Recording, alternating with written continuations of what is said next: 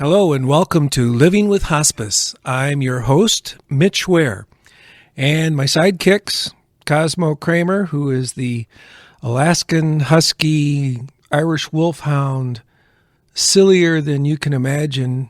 Big Dog is here, and the black and white cat, Charlie, also known as Boss Cat or Mr. Mayor, if you will, is here.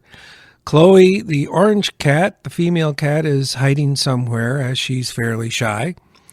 But the gang is all here. And so come on in, have a cup of coffee, pull up a chair. And, don't mind Charlie if you have to move him. He's okay with that, although he probably would prefer to sit on your lap. But that's just Charlie. So let's go back to the beginning. What is hospice care? Where did it start? What's the philosophy behind it? In a nutshell, hospice care is a philosophy whose origins date way back to the mid-1800s in Europe. And the Irish Sisters of Charity, headed up by Mrs. Janine Garnier, adopted this philosophy and developed it when they opened up Our Lady's Hospice of Dublin, Ireland in 1879. It worked so well that they copied that model when they opened up St. Joseph's Hospice in Hackney, London in 1905. Hospice did not become a more widely known form of palliative care until Dame Cicely Saunders founded St. Christopher's House in London in early 1967. The hospice form of care has been really a center of innovation and insight ever since.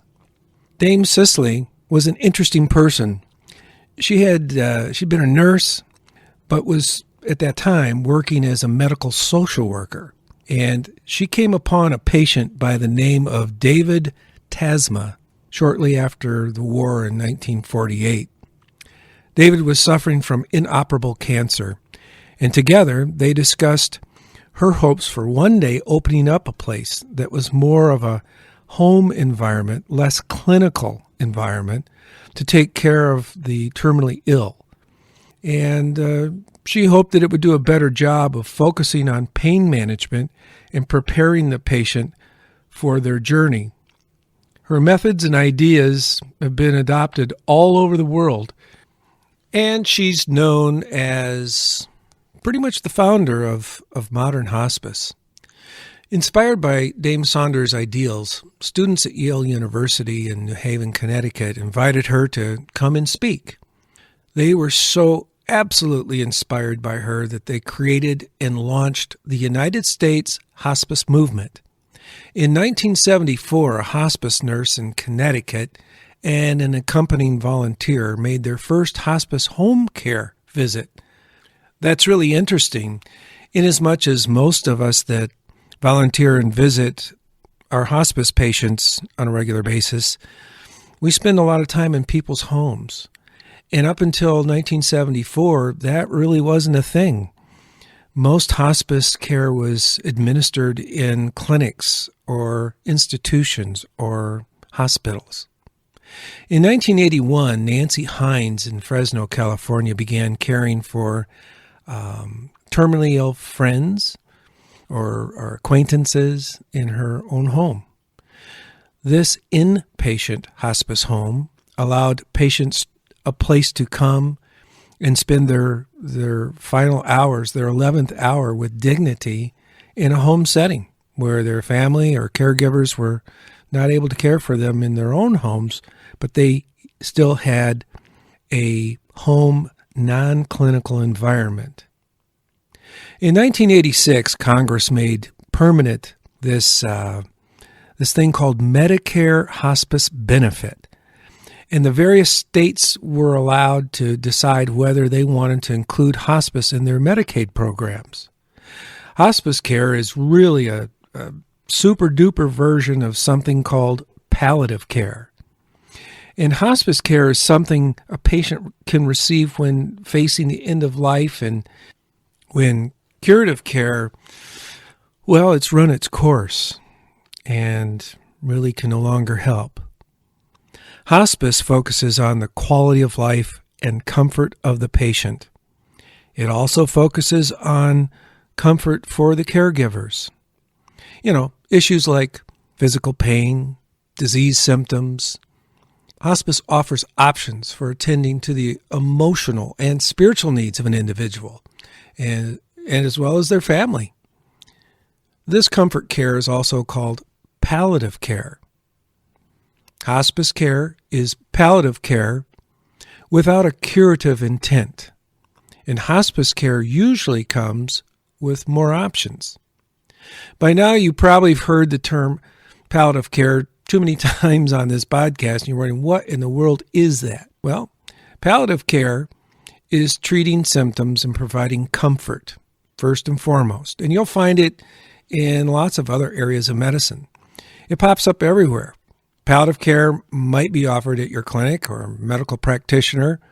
It's a part of medicine that focuses on just addressing your quality of life issues, like pain or anxiety. All the while, other parts of your medical team are focusing directly on your illness or injury or whatever, and they're working on the curative solution for it. So palliative care can work in conjunction with curative care, and often does. But in hospice care, the curative care element is no longer there. It's just the palliative care. And hospice care usually comes with more options.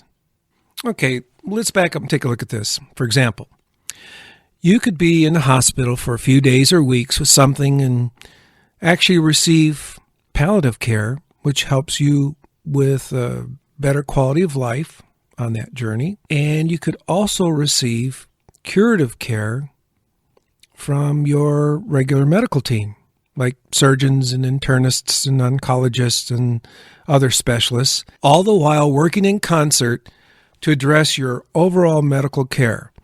Your comfort care, which is palliative care, your curative care, which is finding a solution to your illness or injury.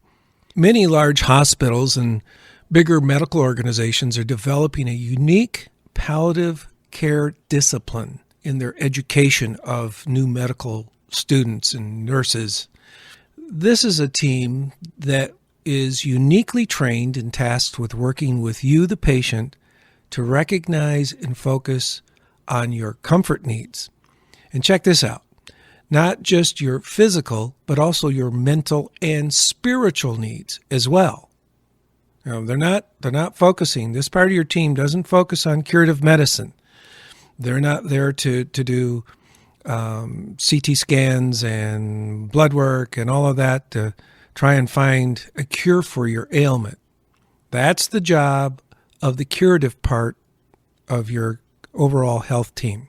Really is a wonderful way for modern medicine to evolve. And I think we're going to see more and more of that as medicine evolves and grows. Really, that's really pretty cool. And if you're in a hospital situation or a clinic situation or outpatient situation, you may want to talk to your healthcare providers and ask if they do have a unique palliative team, a palliative care team that could work with you. Okay, that's the gist of palliative care. So what is hospice care again? Simply put, it's a form of palliative care for the patient and for the family that understands that his or her illness is really not responding to the curative care that they have received. Hospice provides comprehensive comfort care for the patient, but different from regular palliative care, it extends into the support for the family. Just to be clear, in hospice care, all attempts to cure the person's illness are stopped, and a very comprehensive palliative type care is initiated. Another way to look at this is hospice care is a team of people. It's a team approach that specializes in end-of-life issues, utilizing this palliative care approach that we've been talking about. All this is done in one highly dedicated, comprehensive program, finely tuned, well-oiled. And the team is experienced, they're highly trained, they're vetted, and they really, really care about their patients first and foremost. And caring about a patient is caring about a patient's family or caregivers.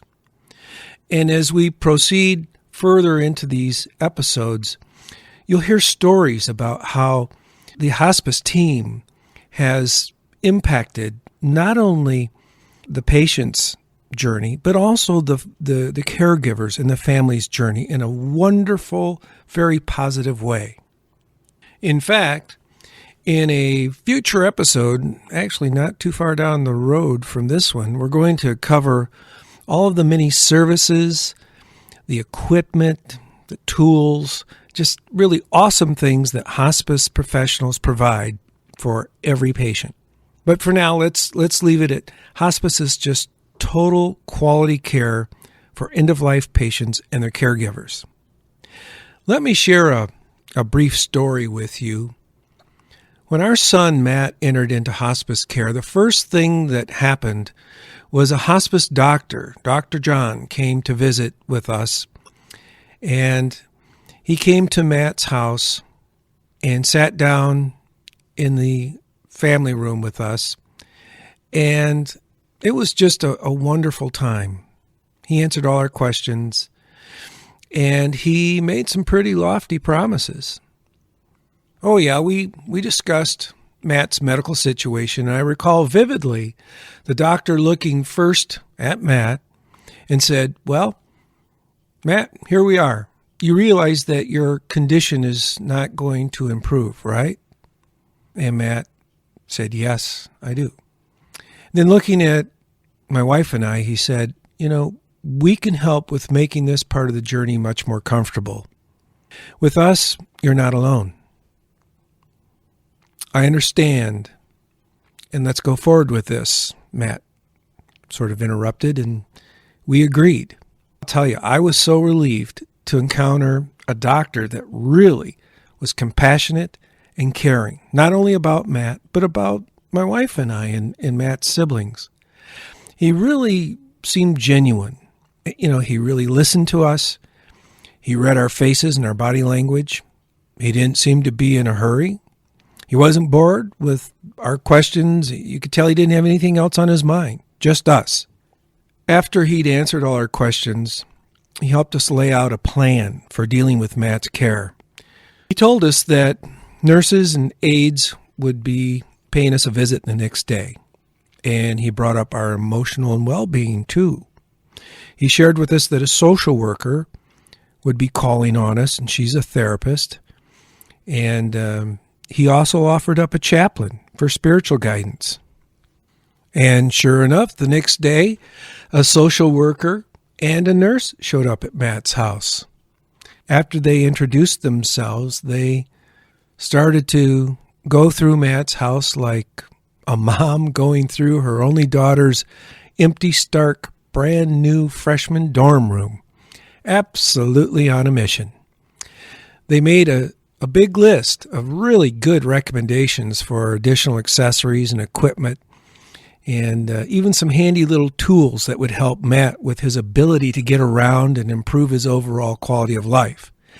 As they filled out this order for equipment, and I mean literally we're filling out an order form, they said, "Don't worry, we'll cover the expense, no charge to you." Wow, we couldn't believe it. And they provided all of this just like they said they would. I mean, I can't tell you what a blessing and relief it was. I remember thinking these people really will help Matt to reach his goal and to be able to stay in his own house. That's really what he wanted. But given his current condition, that probably wasn't going to happen. But you know what? With the help of these two ladies and the equipment and the accessories that they brought into the house and had installed, well, they don't even know us. They didn't know us from Adam, but they helped us out. And they helped Matt to reach that goal of staying in his own house just as long as he could. Wow. Just wow. it was terrific. Now, if I haven't mentioned before, my wife and I were Matt's main caregivers. Matt wanted to stay, like I said, in his own place, and that meant then later on, it meant help with showers and all that. And he was, 26 or 7 years old at the time, so that was pretty much up to me to help him with that. So I left my job to be there with him. I would take him to his daily doctor visits and treatments, and his mom did too. We spent time at Henry Ford Hospital in Detroit. She would go down for a few days, then I would come down for a few days. I remember we found some pretty interesting restaurants while we were gallivanting around in between treatments. One that served a special kind of fish that he really liked. Another one served buffalo burgers. And he was on steroids, so he was definitely eating most anything that was put in front of him. One particular place was a little outfit, a little mom and pop shop that made homemade ice cream. And wow, if I ever get back that way, you can bet I'm going to pay them a visit. They meant a lot to Matt, and that meant a lot to me. Anyway, due to all of this treatment and the radiation that he'd endured on his brain, he had a stroke that November. That left him partially blind and with very limited movement on his right side. He could no longer stand up on his own. In fact, a few weeks before he passed away, it was Easter weekend, and I had to hold him up as he received communion from the elders in our church. But I'll never forget the smile on his face. He was at peace and really taking it all in. That smile touched me in places I've never been touched before, and you know what? Still does. Still does. It brought us all a sense of peace and assurance that no matter what, everything would be okay. By the way, did I mention hospice was amazing? And there are amazing people there that are very intuitive and very observant. A week or so after signing on with hospice, our hospice nurse stopped over for her regular visit and made an interesting observation. She said, "You all look exhausted." Well, we were. We were just wiped out. We were tired. We were at war with a horrible terminal cancer in our son. We were emotionally just done. We were just done. We were physically done. But we put on a good face for our son, and, he was tired too. I remember him saying he was sick of being sick, and looking back on it, he was also putting on a pretty good face for us. I'm sure he was embarrassed that here he was, a grown man, college educated, and yet his parents had to do all of his caregiving, had to dress him, had to help him use the bathroom. This angel of a nurse suggested that we consider a respite visit to their inpatient facility on the south end of town. She went on to explain that in this respite visit, it would be like a long weekend where Matt would come to their facility, be pampered by yet another amazing staff, and we, my wife and I and our other sons, could be just, family. We could be a mom and dad again. They could be brothers again instead of caregivers. We could actually let down our guard and get some much needed quality rest. Lay our heads down on our pillow at night, knowing that he was in great hands. So after a very brief discussion, we all decided, yep, that was a very good idea. As fate would have it, a bed opened up later that week, so off we went for the weekend. And I mean to tell you that nurse's description of our experience was spot on. We came to discover that this careful attention to details, the compassionate care, all of it is typical of this hospice staff. They know their business. They're the best. But their main focus was on his comfort, physical, mental, and spiritual well-being. This respite visit was just what we all needed. If she hadn't suggested it, we wouldn't have known about it. We didn't even know it was a thing. So we're forever grateful to her for letting us know that. And in part, that's why we have this podcast, to get the word out. The word is that you're not alone. The word is that there's comfort. There's peace to be had. There's emotional peace. There's financial peace. There's spiritual peace. I always tell people that, well, hospice care is for the whole family. If, like most people, your loved one is at home, then we'll come there. The nurse, the other staff members, we're only a phone call away, 24/7. Volunteers like me drop by on a regular basis to give caregivers a break. We like to entertain the troops while we're there through, conversation or perhaps reading the patient's favorite book or passage aloud so they can hear it. Did I mention talking baseball? That's one of my favorite things to do. Maybe it's just breaking out the guitar and singing the patient's favorite songs. I really enjoy doing that. We laugh. We have so much fun. And I'll tell you what, it's the fastest 45 minutes to an hour I spend each day.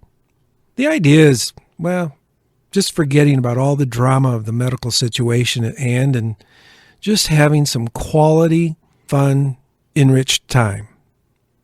Friends, hospice is a blessing, and it's available for everyone who wants it. In our next episode, we're going to discuss issues like, how do you know when the correct time is to call in hospice, or do they call me? How does that work, and how do you apply for hospice? In the meantime, if you have questions about anything hospice related, please send us an email. You can reach us at livingwithhospice@gmail.com. That's livingwithhospice, all one word, at gmail.com. We'll read each and every question, and we'll answer just as many as we can right here in upcoming episodes. Thanks again for sharing your time. Until next time, I'm Mitch Ware for Living with Hospice. Have a blessed rest of your day.